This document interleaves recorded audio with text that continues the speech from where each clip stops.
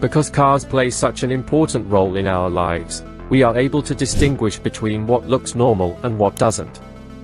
Sometimes cars get really weird when they're pursuing a specific design goal. Today I have listed for you the 10 weirdest cars made just for fun. Here are the world's 10 oddest looking automobiles.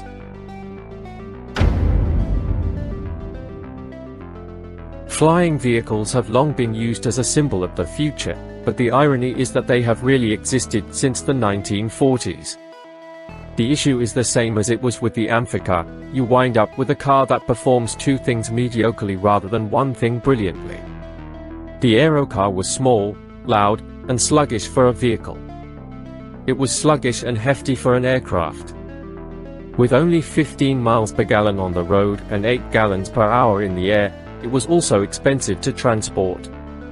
Like earlier flying vehicle ideas, the Aerocar's design was modular, with the intention that a traveler would keep the wings and tail at an airport and just attach them when they were really going to take flight. No exemption applied to the Aerocar, but it could be folded into a trailer and transported behind the vehicle.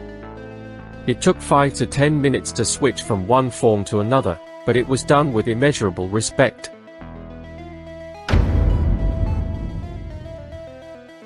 Have you ever entered a dealership but weren't sure if you wanted a boat or a car?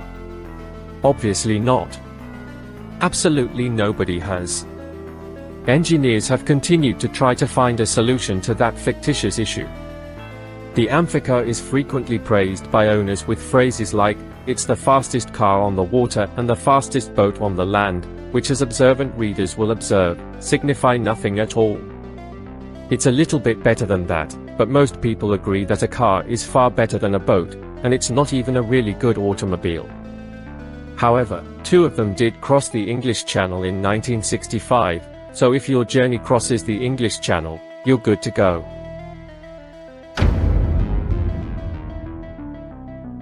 The World Solar Challenge is a competition designed to test and improve solar-powered cars. The victor of the first edition of the event came in at number 3 on my list. The Sunraycer, created in partnership with General Motors, AeroVironment, and Hughes Aircraft, is run on 8,800 solar cells that are positioned along its teardrop-shaped chassis. With a frame that weighs a feather-like 14 pounds and a total weight of only 585 pounds when everything is installed, this object is lighter than the electric egg.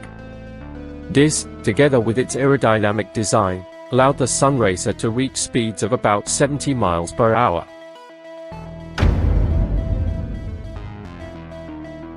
The ETV Electric Supercar is a bespoke creation, just as the Helicron.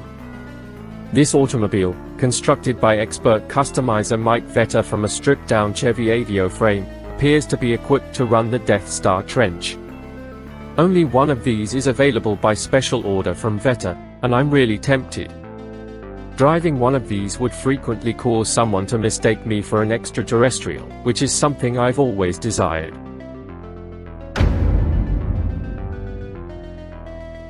Paul Arzens, an eccentric French engineer, created this entry. Because you understood it, I'm very confident that sentence was only essential for about half of it. Petrol wasn't readily available, especially for civilians, which won't surprise you if you remember what was occurring in France in 1942. The electric egg, also known as the Oeuf Electrique, was created as a different mode of transportation. Although it appears to be as lightweight as the Peel Trident, the electric egg really weighed somewhere about 770 pounds once batteries and a motor were installed. With a high speed of 44 miles per hour and a range of 63 miles, it had respectable power for the period and, had it taken off, could have propelled us into the future of electric vehicles.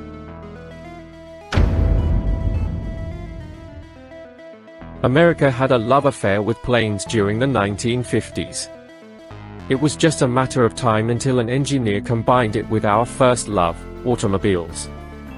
There are a number of jet car hybrids available, but the GM Firebird is my favorite since it resembles a jet fuselage with wheels attached. It was essentially that, but it also had a 370 horsepower jet turbine that was driven by gas. Sadly, It also emitted a cone of jet exhaust behind it that was 1,250 degrees Fahrenheit hot. In heavy traffic, that was not going to work.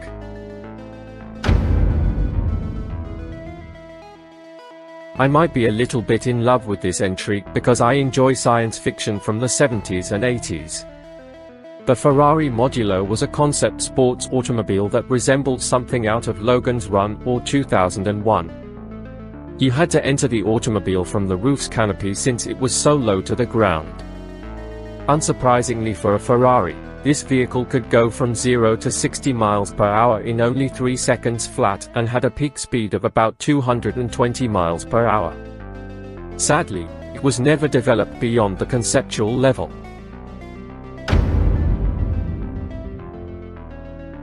The planet is substantially worse off since the Helicron is a unique creature. This object was discovered in a barn in 2000, where it was withering away, and it was quickly returned to its peculiar splendor. The Helicron, which is essentially a wooden roadster powered by a huge propeller set up front, is the ideal vehicle for someone who enjoys speed or just despises birds. Unsurprisingly, the throttle lever was used as the steering wheel while the gas pedal served as the brake. Jason Torchinsky of Jalopnik evaluated it after it had been restored and showed how it affected pedestrians by launching sausages through the propeller. Okay, I guess there must be a reason why this design was never popular. The Peel Trident is difficult to understand, save from the fact that it resembles a vehicle that cousin it may use to get to the moon. The Isle of Man-based Peel Engineering Company designed the Trident, which had 2 seats on the mistaken belief that nobody who drove one would ever go on a date. The Trident was incredibly small, measuring little over 6 feet long, 3 feet broad, and weighing 330 pounds. It also had 3 wheels. It was never really sold in the United States, and that last fact is unlikely to surprise anyone.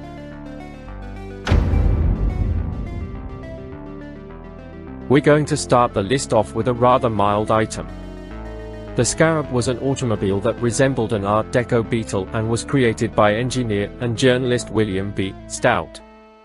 It was renowned for its large cabin and deceptively light chassis. This vehicle is well known for being the first minivan because the prototyping phase was finished in 1932 and the manufacturing phase in 1935. Sadly, it failed to gain popularity and was abandoned in the 1940s. Some of these vehicles were duds. Others performed their duties just as they should have. They all shared the ability to take chances as artists, which is their one thing in common. Which vehicle on the list was the most impressive? Don't forget to offer your opinion on this. Goodbye.